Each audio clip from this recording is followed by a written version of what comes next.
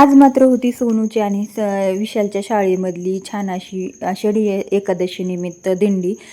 तर दिंडी निघणार होती, त्यासाठी मुलींना छान छान आवरून यायला तर शाळेमध्ये सांगतात. आता खूप वर्ष झालं जशी मुलं शाळेत जात आहेत तसं तर मुलांचं आवरून द्यावंच लागतं.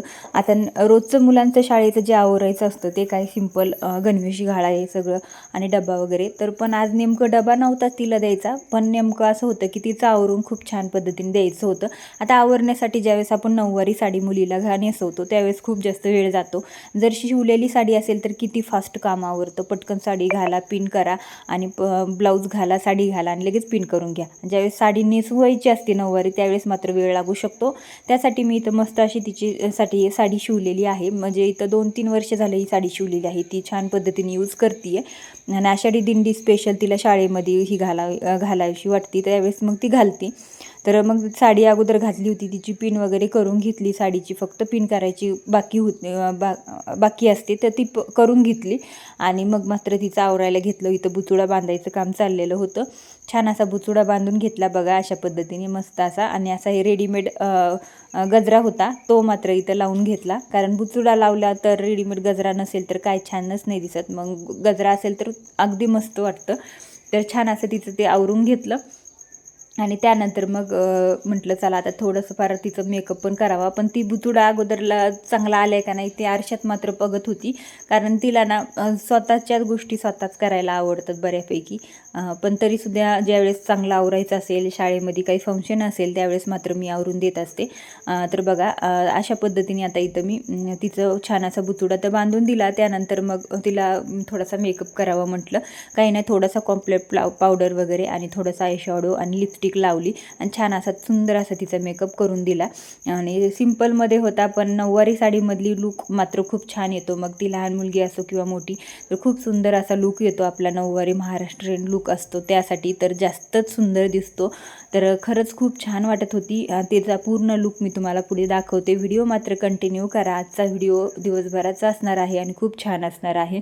बरंच काही तुम्हाला इथे ह्याच्यामध्ये शिकायला आणि पाहायला मिळेल. तर ही साडी मी माझ्या स्वतःच्या हाताने तिला स्टिच केलेली आहे. त्यासाठी जर तुम्हाला कटिंग स्टिचिंग बघायचं असेल तर बरेच चॅनल आपल्या ह्या चॅनलवर, ह्या नाही पण फॅशन डिझायनर चॅनलवरती त्याचे बरेच व्हिडिओ आहेत, नऊवारी साडी, कष्टा साडी.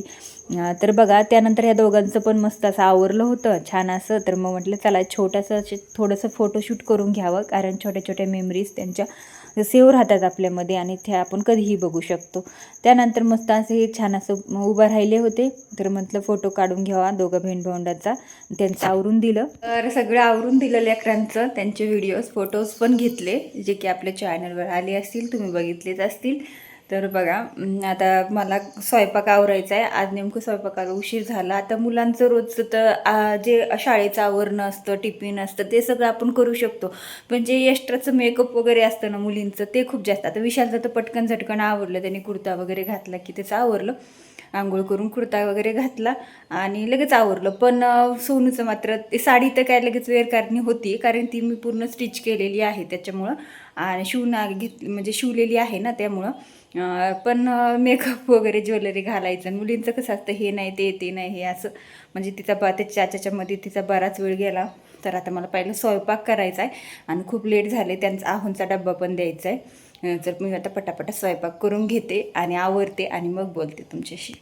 शांत बसणं. तर बघा माझं काही कामं आवरली आणि स्वयंपाक वगैरे सगळं झालं. त्यांचा डब्बा पण दिला, मी जेवण केलं म्हणजे सकाळचा नाश्ता वगैरे आणि सगळं केलं. आणि विशाल आणि सोनू त्यांची दिंडी पण संपली शाळेतली, ते हां टोपीवर गेली. जाऊ दे. बरं सांग ना काय काय केलं दिंडीमध्ये, फिरायला गेलतं का? हां हां हां. सोनू तुला मज्जा आली का? फुगडी खेळलो, घोड्यावर बसलो,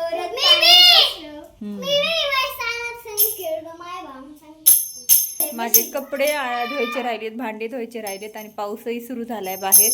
थोडासा पाऊस होता म्हणून मी काय तसंच ठेवलं आणि व्हिडिओची कामं करून घेतले. आणि आता मी पाऊस उघडला, मी पहिला आता भांडे वगैरे धुवून घेते. आता मुलांना काही दिवसभर सुट्टीच आहे. आज त्यांची दिंडी होती, फक्त 2:08ची शाळा होती, ती पण दिंडी मिरवणूक होती. मिरवणूक झाली का? हां का? छान झाली का? हा. मग लय कसं मजा आली. कसं वाटतं दिंडीत गेलं? भारी.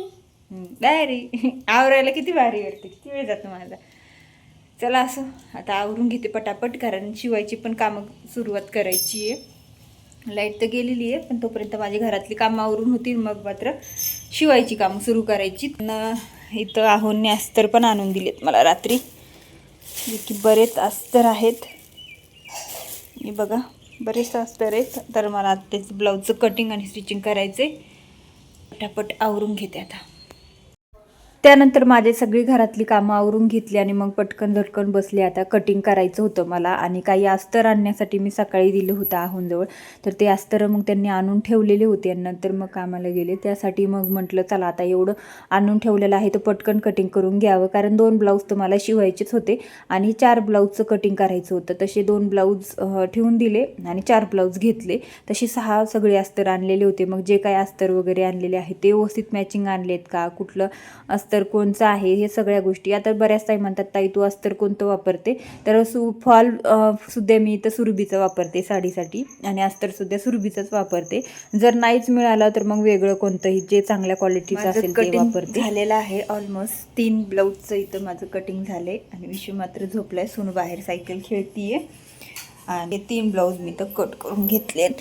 हा एक आहे, ह्या 2 एके मापाचे आहेत आणि हे एके मापाचे. असे हे 3 ब्लाऊज आहेत, हे 2 आणि एक 3, आणि हा ब्लाऊज एक मार्किंग करून घेतलाय. आता फक्त मला कटिंग करायचं आहे, जो की हा ब्लाऊज पीस आहे त्याचा. तर आता पटकन ह्याचं 4 वाजलेत, पण आता बघूयात किती काय होते काम. कटिंग तर करून घेते. पिवळा तर मला संध्याकाळी द्यायचा आहे, आणि हे जे 3 आहेत ना ते 3 मला उद्या द्यायचे. त्यासाठी मग काही नाही एवढं, पण बघूयात आता. एवढं कटिंग करून तो एक शिवून घेते आणि हा एक शिवते, आणि 2 एके मापाचे असतील ना ते मग उद्या शिवले तरी चालेल. आणि मग परत काही कटिंगसुद्धा करून ठेवते. तर बघूयात आता कसं काय काय काय काय होते. सगळं मी आता करते आणि तुमच्याशी शेअर पण करते. अगोदरचे 3 ब्लाऊजचं कटिंग केले होतं, फक्त एक शेवटचा ब्लाऊज राहिला होता. म्हटलं चला आता तो पण मार्किंग केलून ठेवलेलाच आहे तर पटकन कटिंग करून घ्यावा. आणि जो पिवळा कलरचा तो एक, आणि जो कटिंग करते तो एक, असे 2 ब्लाऊज तर मला शिवायचेच होते. आणि ऑलरेडी उशीर झाला होता, भरपूर सारे कामं होते घरातले सुद्धा, ते सुद्धा आवरून घेतले होते आणि उशीरही झाला होता. आणि मग काय ते म्हटलं चला जाऊ द्या. विशाल झोपला होता, सोनू बाहेर खेळत होती. आणि त्यानंतर ह्याचं कटिंग करून घ्यावं म्हटलं, आणि ते कटिंग करायला घेतलं लगेचच. पटापट कटिंग करून घेते आणि शिवूनही घेते.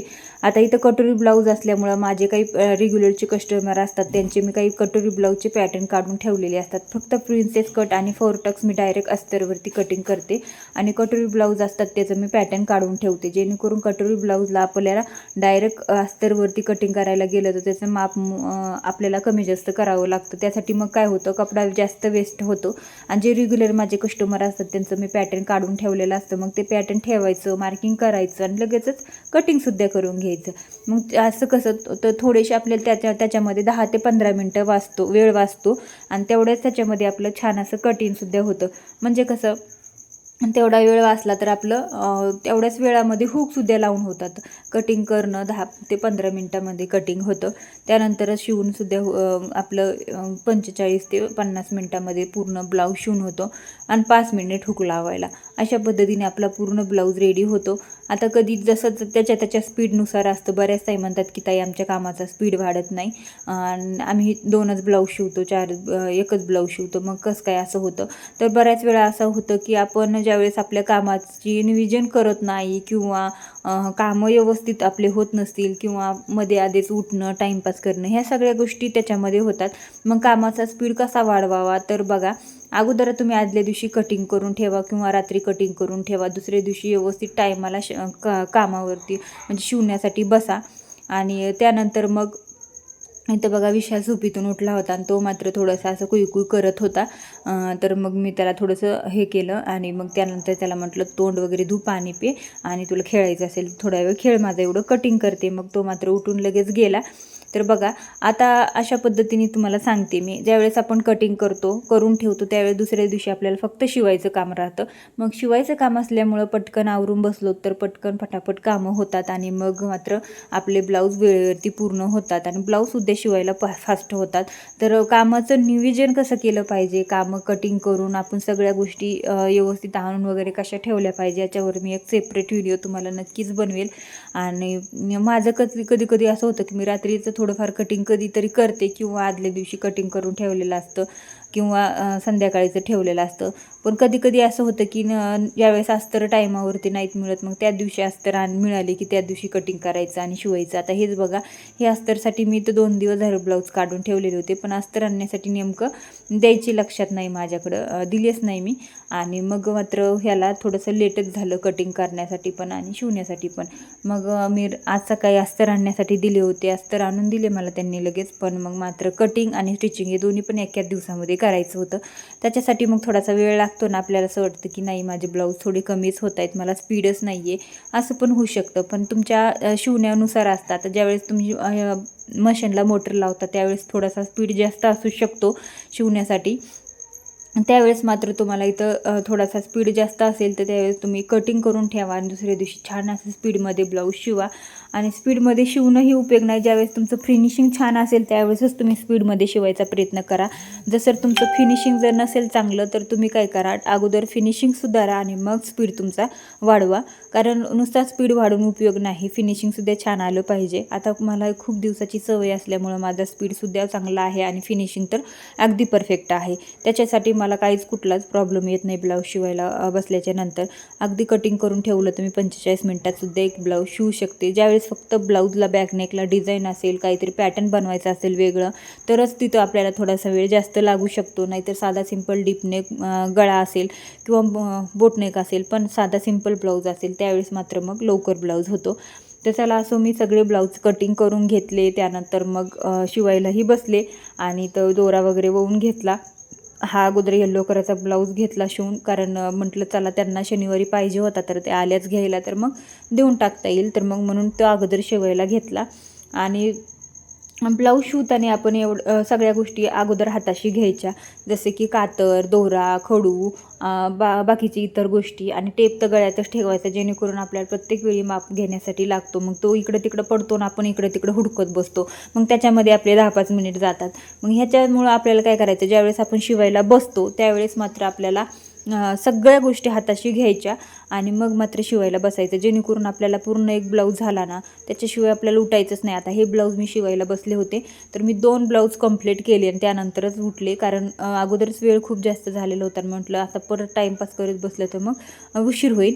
त्याच्यामुळं कटिंग वगैरे करायला मध्ये बराच वेळ गेला. 4 ब्लाऊज कटिंग केले होते, पण ह्यातले मला 2च शिवायचे होते.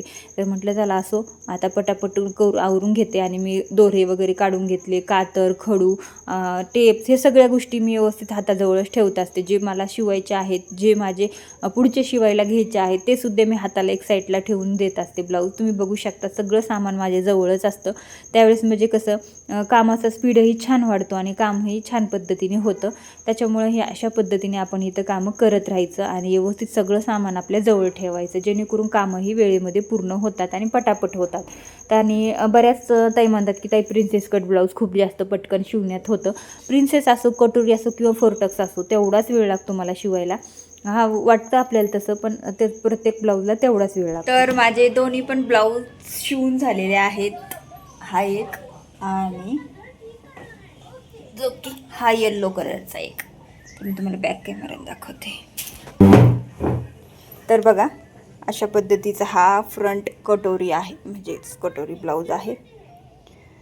तर मस्त असा शिवून घेतलेला आहे मी कटोरी ब्लाऊज. सिंपल आहे, डेली यूजचा. बॅकनेक सिंपल आहे, गोल.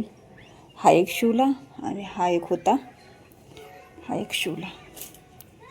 आज 4 ब्लाऊज केले आणि 2 ब्लाऊज त्यातले माझे स्टिच करून झालेले आहेत.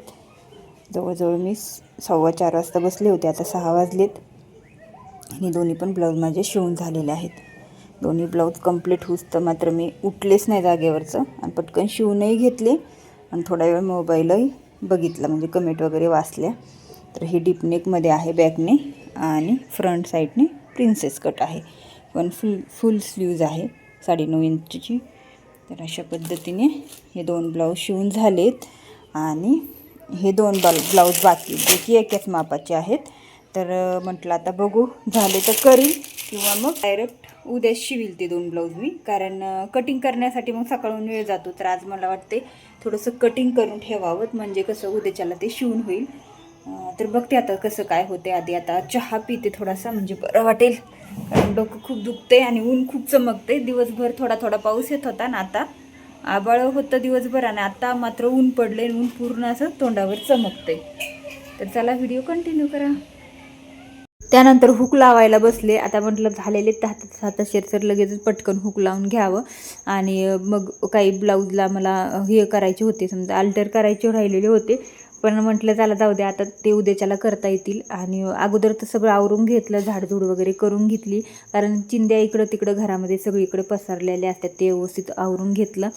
आणि त्यानंतर मग हुक लावायला बसले आणि हुक वगैरे लावून घ्यावं म्हटलं आता पटकन. आणि ह्याला काही दोऱ्याचे आय वगैरे नव्हते बनवायचे, फक्त हुक लावायचे होते. आता ज्यावेळेस दोऱ्याचे आय बनवते ना, त्यावेळेस मात्र मी 10 रुपये ब्लाऊजला एक्स्ट्रा घेते. आणि बऱ्याच ताई म्हणतात की ताई तुम्ही ब्लाऊजची शिलाई किती घेता? तर कटोरी असो, प्रिन्स कट असो किंवा फोरटक्स असो, मी ब्लाऊजची शिलाई 250 पासून स्टार्ट होते. मग त्यानुसार मग पुढे ब्लाऊजची शिलाई, जसं पॅटर्न, वेळ, असे प्रत्येक गोष्टीनुसार मग ब्लाऊजची शिलाई कमी जास्त होत असते.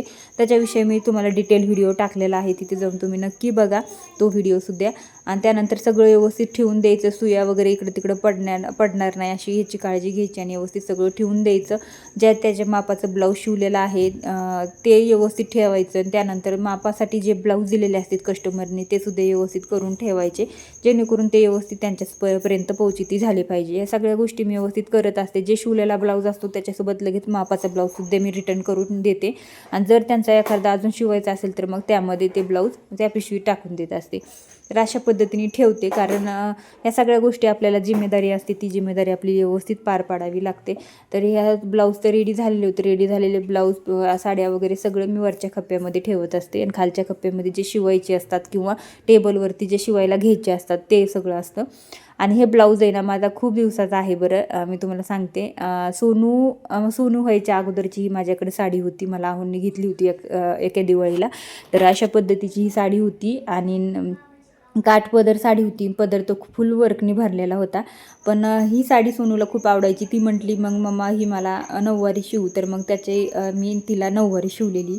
ही 6 वारी साडी होती, आपली काठपदर सिंपल 6 वारी साडी होती. आणि मग त्याची मी इथं 9 वारी साडी तिच्यासाठी शिवली. आणि ती आता 2-3 वर्ष झाले चांगली यूज करते. म्हणजे कोणताही कार्यक्रम असो, तिथं 9 वारी लुक करायचा असो, त्यावेळेस मग ही साडी तिला कामाला येते. तर अशा पद्धतीने मी साडी तिला शिवून ठेवलेली असते. म्हणजे कसं नेसायला खूप वेळ लागतो, मग पटकन 9 वारी शिवलेली असते तर पटकन आपल्याला घालता येते. तर तिची घडी वगैरे व्यवस्थित घालून ठेवली ना तर खूप काळाच्या ह्या साड्या टिकतात आणि व्यवस्थितसुद्धा राहतात. आणि फक्त घालताना आपल्याला जर तुम्हाला वाटलं असतं थोडीफार इस्त्री करून वगैरे तुम्ही इथं घालू शकता. आणि जर खराब झाली तर मग ड्रायटिंग करून इस्त्री करून वगैरे आणू शकता. तर अशा पद्धतीने ह्याची मी छान अशी घडी घालून घेतली. आणि ब्लाऊज तर पहिल्या पद्धतीचा होता, जसं की बॅकनेकला पॅचवर्क डिझाईन वगैरे अजूनही करतात, पण ज्याची त्याची आवड. आता खूप वर्षाचा ब्लाऊज आहे तो माझा. चला असो. आणि त्यानंतर तिला फिटिंग वगैरे करून मी तेच घालायला दिला होता, त्याच्यावर मॅचिंग होईल म्हणून. आणि अशा पद्धतीने मस्त असं हे सगळं तिचं व्यवस्थित ठेवून दिलं. वरचा ड्रॉवर मात्र तिच्याच कपड्याने भरलेला आहे. तिचे बरेच मी घागरे, 1 पीस, नऊवारी साडी असं तिला बरंच काय काय शिवलेलं आहे. ते सुद्धा बरेच तिचं ड्रेसचं कलेक्शन आहे, एखाद्या व्हिडिओमध्ये नक्की शेअर करेल. तर चला आजचा व्हिडिओ इतकाच. व्हिडिओला लाईक करा, शेअर करा आणि चॅनलवर तुम्ही नवीन असाल तर